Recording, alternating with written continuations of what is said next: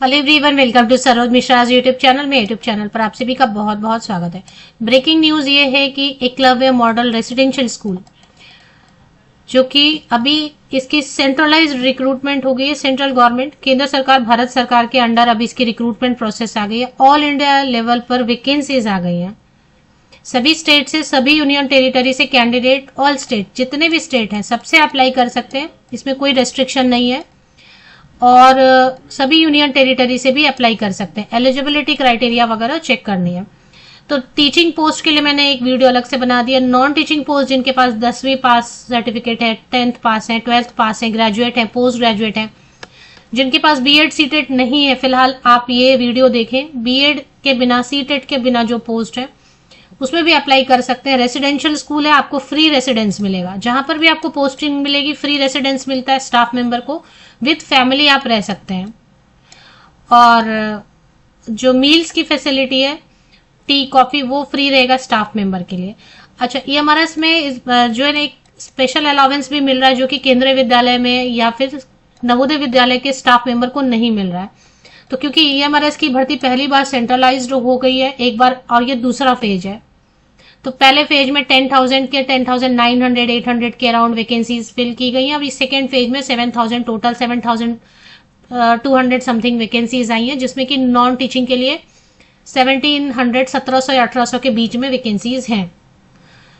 तो मैं details cover कर देती हूँ, चलिए देख लेते हैं। आज ही नोटिफिकेशन 19 सितंबर को परमानेंट रिक्रूटमेंट के लिए जारी कर दी गई है, जिसमें टोटल 7,000 से ज्यादा पोस्ट हैं, बट नॉन टीचिंग के लिए 2,000 के अराउंड वैकेंसीज देखने को मिलेंगी। इंफॉर्मेशन बुलेटिन, गाइडलाइन सब इसमें जो ऑनलाइन एप्लीकेशन है वो शुरू हो चुकी है।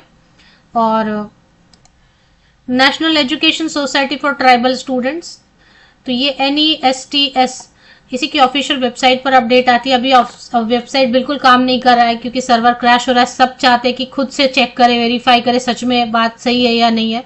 सभी कैंडिडेट एक साथ जब एंटर करें तो वो सर्वर क्रैश हो गया। एडवर्टीजमेंट जो है अवेलेबल है लेकिन वेबसाइट काम नहीं कर रहा। वेबसाइट काम करना शुरू करेगा लेट नाइट से। NESTS/ADV/2025/1, तो 2025 का ये पहला एडवर्टीजमेंट है। 19 सितंबर की डेट से रिलीज हुआ है। इसमें कौन कौन से पोस्ट हैं जो नॉन टीचिंग के पोस्ट हैं, बिना बीएड के, बिना सीटेट के भी आप अप्लाई कर सकते हैं, वो डिस्कस करेंगे। देखिए, हालांकि इंडेक्स बना हुआ है, जो खुद पढ़ना चाहते हैं उनके लिए भी अच्छा है, लेकिन वीडियो में कुछ इन्फॉर्मेशन, कुछ जानकारी आपको मिल जाती है तो पढ़ने का भी मन करता है, आसानी भी लगता है। तो हालांकि इंडेक्स बना हुआ है, इसमें सारी चीजें, एलिजिबिलिटी क्राइटेरिया, एज में रिलैक्सेशन, और इसके अलावा जो कैटेगरी का, कास्ट कैटेगरी का बेनिफिट लेना चाहेंगे, SC ST certificate, OBC non creamy layer, EWS certificate, ex serviceman, PWD, तो जो भी आप जिस भी कैटेगरी का बेनिफिट लेना चाहेंगे उसके लिए आपके पास जो ना प्रॉपर सर्टिफिकेट होना चाहिए। प्रॉपर सर्टिफिकेट किस फॉर्मेट में होना चाहिए, इसके अपेंडिक्स में भी दिया हुआ है। अपेंडिक्स 1 में SC ST का कैसा फॉर्मेट होना चाहिए, तो ये आप रेडी करा लें। अभी टाइम है बट आप रेडी करा लें। तो ये हो गया, चलिए आगे देखते हैं। जैसे मैंने आपको बताया कि केंद्रीय विद्यालय संगठन और नवोदय विद्यालय संगठन के जो स्टाफ मेंबर होते हैं उनकी सैलरी के बराबर ही EMRS teaching, non teaching staff की भी सैलरी है। लेकिन EMRS में आपको एक तो रेसिडेंस फ्री देंगे, मील्स फ्री देंगे, आप विद फैमिली रह सकते हैं, और उसके साथ ही यहाँ पे एक 10% जो है ना एक्स्ट्रा अलाउंस भी दे रहे हैं। क्योंकि EMRS थोड़ा जो है ना जनजातीय बच्चों को पढ़ाने के लिए सेटअप किया गया है, तो कई जगह पे EMRS बहुत ज्यादा अभी से मतलब बहुत ज्यादा जो इनकी हॉस्टल वगैरह की स्थिति बहुत अच्छी नहीं है, तो हो सकता है मे बी उस वजह से या जिस भी वजह से 10% यहाँ पे और आपको एक्स्ट्रा सैलरी मिलेगी। चलिए आगे देखते हैं। ऑनलाइन एप्लीकेशन 19 सितंबर से शुरू होगी, 19 सितंबर से 23 अक्टूबर 2025, 23 अक्टूबर 2025 तक लास्ट डेट है। लास्ट डेट की बहुत पहले ही फॉर्म भर लिया करें। बाद में क्या होता है, सर्वर क्रैश होता है, डेट बढ़ाई भी जाती है, तो बढ़ी हुई डेट में भी अप्लाई करना मुश्किल होता है, क्योंकि फिर लाखों कैंडिडेट, 50,000 कैंडिडेट एक साथ लॉग इन होना चाहते हैं। क्योंकि कोई ना कोई किसी ना किसी वजह से अप्लाई करने के लिए वेट कर रहा होता है कि चलो अभी फॉर्मेट नहीं आया, सर्टिफिकेट नहीं आया। 23 अक्टूबर 2025, 23 अक्टूबर 2025 ही कट ऑफ डेट रहेगी। जो भी क्वालिफिकेशन जिस पोस्ट के लिए चाहिए वो क्वालिफिकेशन इस डेट तक कंप्लीट हो चुकी होनी चाहिए। कोई भी फाइनल ईयर अपियरिंग अलाउड नहीं है। जो भी क्वालिफिकेशन मांग रहे हैं वो 23 अक्टूबर तक आपके पास प्रूफ एविडेंस होना चाहिए। एज की कैलकुलेशन या एज में रिलैक्सेशन है जो भी है, 23 अक्टूबर 2025 कट ऑफ डेट लेके वो एज की कैलकुलेशन आप करेंगे। चलिए, फीस की जो डिटेल है कि जितने भी फीमेल कैंडिडेट हैं, चाहे वो किसी भी कैटेगरी के, फीमेल कैंडिडेट किसी भी कैटेगरी के रहेंगे या SC/ST कैंडिडेट या फिर PWD कैंडिडेट रहेंगे तो उनके लिए 500 फीस है, नॉन टीचिंग पोस्ट के लिए भी, टीचिंग पोस्ट के लिए भी। लेकिन अगर मेल कैंडिडेट हैं, जनरल, OBC, EWS, तो उनके लिए नॉन टीचिंग स्टाफ के लिए 1500 रुपीज, और अगर टीचिंग में देखेंगे तो 2000 रुपीज फीस रहेगी। कुछ पोस्ट टीचिंग के भी देखेंगे जिसमें कि BEd वगैरह नहीं चाहिए। एक एग्जाम होगा Tier 1, उससे शॉर्ट लिस्टिंग करेंगे, Tier 2 में पहुंचेंगे आप, और Tier 2 के बाद जो है ना फाइनल मेरिट लिस्ट बन जाएगी। तो केवल इंटरव्यू है एक प्रिंसिपल की पोस्ट के लिए, और एक स्किल टेस्ट होगा JSA की पोस्ट के लिए, जूनियर सेक्रेटेरिएट असिस्टेंट। बाकी जितने भी पोस्ट है ना उसमें Tier 1 एग्जाम होगा और Tier 2, बस इतना ही। No interview, only interview is for principal post and one skill test is for junior secretariat assistant JSA post. चलिए अभी देख लेते हैं नेक्स्ट। तो फिलहाल हम कवर करेंगे फीमेल स्टाफ नर्स की वैकेंसी की डिटेल। 550 वैकेंसीज है फीमेल स्टाफ नर्स की। हॉस्टल वार्डन 635, अकाउंटेंट के लिए 61 है, जूनियर सेक्रेटेरिएट असिस्टेंट के लिए 228 है, लैब अटेंडेंट के लिए 146 है, और TGT में जो है ना लाइब्रेरियन की पोस्ट है 124 के अराउंड या 120 समथिंग है TGT लाइब्रेरियन। तो मैं उसकी भी डिटेल इसमें कवर कर देती हूँ। तो ये सारे पोस्ट हैं, lab attendant, JSA, accountant, hostel warden, female staff nurse, और TGT में एक लाइब्रेरियन की पोस्ट की डिटेल कवर कर लेंगे। ESSE 2025 के नाम से ये एडवर्टीजमेंट आपको सभी जगह पे देखने को मिलेगा। ट्रेन ग्रेजुएट टीचर में ही आ रहा है। लाइब्रेरियन की पोस्ट जब आप अप्लाई करेंगे तो TGT के अंडर आएगा। Physical education teacher male female TGT के अंदर आएगा। आर्ट एंड म्यूजिक भी TGT के अंदर आएगा जब आप अप्लाई करेंगे। तो ग्रुप B की पोस्ट रहेगी, सैलरी बहुत अच्छी रहेगी। फिलहाल 65,000 स्टार्टिंग सैलरी रहेगी। 8वां वेतन आयोग लगने वाला है। 8वां वेतन आयोग 8 पे कमीशन के बाद सभी की सैलरी 35% बढ़ेगी सैलरी।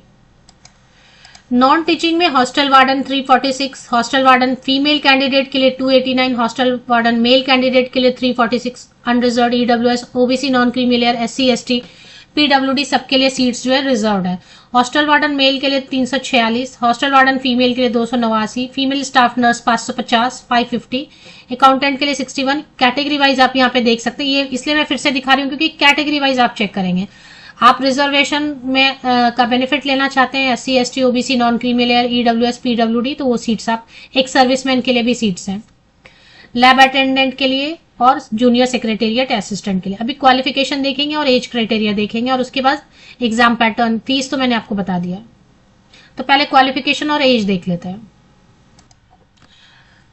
तो लाइब्रेरियन और फीमेल स्टाफ नर्स इन सब की सैलरी जो है ना अच्छी है। जैसे लैब अटेंडेंट की 18,000 की स्टार्टिंग सैलरी पे अभी 32,000 बनेंगे और 35,000 बनेंगे, और अभी सभी सैलरी ना 30%, 35%, 30 से 35% बढ़ने वाले हैं। 8वां वेतन आयोग जनवरी 2026 से इंप्लीमेंट हो जाएगा मोस्टली।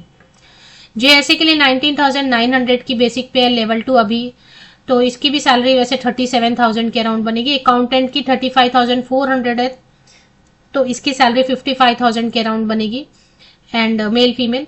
और फीमेल स्टाफ नर्स के लिए 29,000, 30,000 की, तो तकरीबन 47,000 स्टार्टिंग सैलरी बनेगी। लाइब्रेरियन की बहुत अच्छी सैलरी बनती है, 44,900 की बेसिक पे 65,000 स्टार्टिंग सैलरी बनेगी अभी, और बाद में और सैलरी बढ़ जाएगी। देखो सभी पोस्ट के लिए ना हिंदी में भी एग्जाम होंगे, इंग्लिश में भी। आपको क्वेश्चन हिंदी में पढ़ना है तो हिंदी में पढ़ के आंसर करो, इंग्लिश में पढ़ना है तो इंग्लिश में पढ़ के आंसर करो। Tier 1 रहेगा और Tier 2 रहेगा। कंप्यूटर बेस्ड नहीं हो रहा है, ऑनलाइन नहीं हो रहा है, पेन पेपर मोड में होगा। OMR शीट आपको मिलेगा।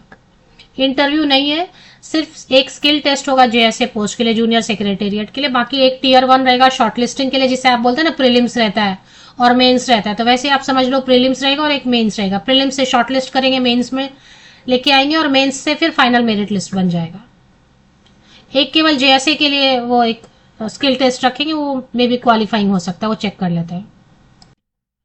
तो सबसे पहले क्वालिफिकेशन देख लेते हैं, फिर पेपर का जो पैटर्न है कि क्या क्या पूछने वाले वो देखेंगे। सिलेबस ऑफिशियल वेबसाइट पे अपडेट आ गई है, ऑनलाइन एप्लीकेशन पोर्टल जारी हो गई है, बट सर्वर क्रैश हो रहा है तो अभी तो नहीं हो पाएगा। लेट नाइट आप ट्राई कर सकते हैं या अर्ली मॉर्निंग उठ के, लेकिन ऑनलाइन एप्लीकेशन शुरू हो चुकी है। तो लैब अटेंडेंट के लिए अभी देखें, इन्होंने मिनिमम तो लिखा नहीं है, तो मिनिमम अब लैब अटेंडेंट है तो सिर्फ 10th पास भी है तो आप अप्लाई कर सकते हैं अगर आपके पास एक डिप्लोमा या सर्टिफिकेट है लेबोरेटरी टेक्निक का, या फिर अगर 12th साइंस से किया है, इंटर जूनियर कॉलेज या 12th साइंस से किया है तब भी आप अप्लाई कर सकते हैं। फ्रेशर भी अप्लाई कर सकते हैं, तो 10th पास भी कर सकते हैं, लेकिन 10th पास में एक सर्टिफिकेट मांग रहे हैं डिप्लोमा का या सर्टिफिकेट लेबोरेटरी टेक्निक का। और अगर 12th 12वीं साइंस के बेसिस पे आप करेंगे तो कोई सर्टिफिकेट नहीं चाहिए। अब मिनिमम इन्होंने नहीं लिखा तो चलिए मैं बोलती हूँ कि 10th पास के बेसिस पे कर लिया तो 18 से 30 साल तक की एज लिमिट दी हुई है जनरल कैंडिडेट के लिए। SC/ST कैंडिडेट को 5 साल की छूट दी हुई है तो 35 हो गया।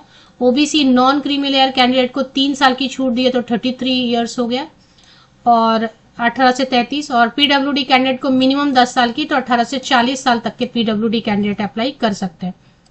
इसके बाद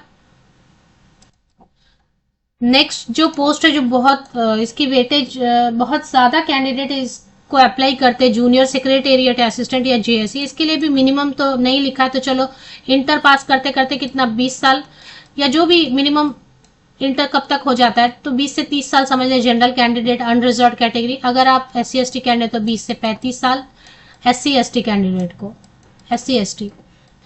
अगर OBC non creamy layer candidate है तो 20 to 33 ईयर्स है ना, इस तरीके से रहेगा। 12th पास मांग रहे हैं, सिर्फ 12th पास, आर्ट्स साइंस कॉमर्स किसी भी स्ट्रीम से, जूनियर कॉलेज इंटर पास आपने किया है या SSC हायर सेकेंडरी जो भी बोले। और एक सर्टिफिकेट मांग रहे हैं, सॉरी सर्टिफिकेट नहीं मांग रहे, सिर्फ टाइपिंग स्पीड होगी, इसकी टेस्ट हो जाएगी आपकी। और परसेंटेज का कोई प्रॉब्लम नहीं है, किसी भी प्रतिशत अंक के साथ आपने पास किया है कोई प्रॉब्लम नहीं है। सब्जेक्ट का कोई प्रॉब्लम नहीं है, एक्सपीरियंस नहीं मांग रहे हैं, कोई सर्टिफिकेट नहीं मांग रहे हैं, प्रतिशत अंक नहीं मांग रहे हैं। चलिए तो ये हो गया इसके लिए। नेक्स्ट जो एक पोस्ट रहती है अकाउंटेंट की, वो तो BCom वाले अप्लाई कर सकते हैं। अगर आप बैचलर इन बिजनेस एडमिनिस्ट्रेशन वाले, बहुत सारे पूछते भी है कि MBA है तो करें क्या इसके लिए, नहीं, या BBA है तो करें क्या, नहीं, मतलब BMS है तो करे क्या, नहीं। तो 30 इयर्स तक के कैंडिडेट अप्लाई कर सकते हैं। SC/ST कैंडिडेट को 5 साल की छूट मिल रही है, OBC non creamy layer candidate को 3 साल की, PWD कैंडिडेट को 10 साल की मिनिमम छूट मिल रही है। BCom कैंडिडेट फ्रेशर अप्लाई कर सकते हैं। हॉस्टल वार्डन की एक पोस्ट है, ये बड़ी जो ना पोस्ट ना सबको बहुत पसंद आती है। हॉस्टल वार्डन की पोस्ट बहुत अच्छी पोस्ट भी होती है, इसमें आपको हॉस्टल इंचार्ज बना दिया जाता है। कोई भी ग्रेजुएट अप्लाई कर सकते हैं, arts science commerce engineer, BCA BSc mass communication journalism, कोई भी बैचलर स्नातक डिग्री। परसेंटेज का कोई प्रॉब्लम नहीं है, एक्सपीरियंस बिल्कुल नहीं मांग रहे हैं, कोई सर्टिफिकेट नहीं मांग रहे हैं, प्रतिशत अंकों का भी प्रॉब्लम नहीं है, सब्जेक्ट का कोई कंडीशन नहीं है, तो सब कुछ प्लस है इसमें। फ्रेशर अप्लाई कर सकते हैं। 35 साल तक के कैंडिडेट है ना, 35 साल तक के कैंडिडेट। अब मिनिमम तो नहीं लिखते, तो मैं मिनिमम लिख देती हूँ 20, चलो ग्रेजुएट तो 20 में होंगे नहीं, लेकिन मैं एक मिनिमम लिख देती हूँ 21 या 20 चलिए, क्योंकि मिनिमम ग्रेजुएशन होते होते तो 21 चलिए। तो 21 to 35 जनरल अनरिजर्व कैटेगरी के लिए। SC/ST कैंडिडेट के लिए तो हो गया 21 से 40 समझ ले। उसके बाद OBC non creamy layer candidate के लिए 38 ईयर्स हो गए, 21 to 38। PWD कैंडिडेट भी अप्लाई कर सकते हैं, तो 21 to 45 मिनिमम है, मतलब SC/ST कैंडिडेट है, PWD OBC, तो उनको और एज में रिलैक्सेशन मिलेगी। इसके अलावा और पोस्ट कौन सी है वो चेक करेंगे। फीमेल स्टाफ नर्स की BSc नर्सिंग होना चाहिए, या फिर BSc नर्सिंग है, post basic BSc nursing, registered होना चाहिए नर्स या नर्स मिडवाइफ के तौर पे, एंड इसके लिए एक्सपीरियंस मांग रहे हैं। कम से कम 5 बेडेड हॉस्पिटल में आपको 2.5 ईयर्स का एक्सपीरियंस मांग रहे हैं इसमें। देखिए लाइब्रेरियन नॉन टीचिंग में नहीं रखा है इन्होंने, TGT के अंदर रखा है, लेकिन लाइब्रेरियन की भी कवर कर दे रही हूँ मैं। TGT के अंदर में लाइब्रेरियन की पोस्ट आ रही है टीचिंग में। 35 ईयर्स तक के कैंडिडेट अप्लाई कर सकते हैं, मतलब अभी देखें, फिर ये ग्रेजुएशन मांग रहे हैं तो 21 में मांग लिख देती हूँ। 21 to 35 अनरिजर्व कैटेगरी के लिए। SC/ST कैंडिडेट है तो 21 to 40 ईयर्स, 5 साल की छूट मिलती है। OBC non creamy layer candidate को 21 to 30। एक बार चेक भी करेंगे, पीडब्ल्यूडी कैंडिडेट को 10 साल की छूट मिलती है, तो 21 to 45 हो गया। इसमें क्वालिफिकेशन क्या मांग रहे हैं, bachelor degree in library science मांग रहे हैं 50% या अबव मार्क्स के साथ, bachelor degree in library in information science मांग रहे हैं या फिर 50% या अबव मार्क्स के साथ, या फिर इंटीग्रेटेड आपने master of library in information science किया 50% या अबव मार्क्स के साथ, तब भी आप अप्लाई कर सकते हैं।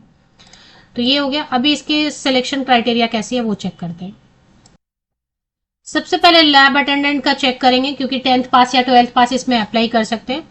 सभी में इस बार ऐसा कर दिया कि पहला तो प्रीलिम्स में ऑब्जेक्टिव वस्तुनिष्ठ प्रश्न ऑफलाइन मोड में एग्जाम होगा 100 मार्क्स का, जिसमें reasoning ability, quantitative, general awareness, basic knowledge of computer, general English and general Hindi रखे रहे। 2 आवर्स का टाइम मिलेगा, 100 marks, 1 question 1 mark, negative marking yes है 1/3, 1/3 मार्क्स कटेंगे। और उसके बाद जो है ना शॉर्ट लिस्टिंग करेंगे, तो फिर डिस्क्रिप्टिव भी पूछेंगे जो लास्ट टाइम नहीं था। ऑब्जेक्टिव 40 मार्क्स, 40 क्वेश्चन, 50 मार्क्स का डिस्क्रिप्टिव, 60 मार्क्स उसके, 15 क्वेश्चन डिस्क्रिप्टिव जिसमें लिखना होगा आपको। 3 घंटे का पेपर 2 रहेगा, तो इसी के बेसिस पे फाइनल मेरिट लिस्ट बनेगी। तो यही लगभग पैटर्न लैब अटेंडेंट का जैसा है वैसे ही सभी पोस्ट के लिए रखा गया है। जैसे कि पोस्ट के लिए भी लगभग वही है। आप देखेंगे 100 मार्क्स का, 100 क्वेश्चंस का, OMR शीट पर ऑब्जेक्टिव टाइप क्वेश्चन रहेगा, 2 घंटे का टाइम मिलेगा, शॉर्टलिस्ट करेंगे और फिर जो Tier 2 के लिए बुलाएंगे सेम वैसे ही 3 घंटे का पेपर रहेगा ऐसा। तो सबके लिए लगभग यही पैटर्न रख रहे हैं, सबके लिए वही है लगभग मोस्टली। सिलेबस वगैरह ऑफिशियल वेबसाइट पे अपडेट आ गई, लेकिन ऑफिशियल वेबसाइट का फिलहाल ये हाल चल रहा है। तो लेट नाइट या अर्ली मॉर्निंग सिलेबस भी आ गया है और साथ ही साथ ऑनलाइन एप्लीकेशन पोर्टल भी जारी कर दी गई है। इससे रिलेटेड और भी काफी सारी अलग अलग वीडियोस में बना दूंगी सेपरेट।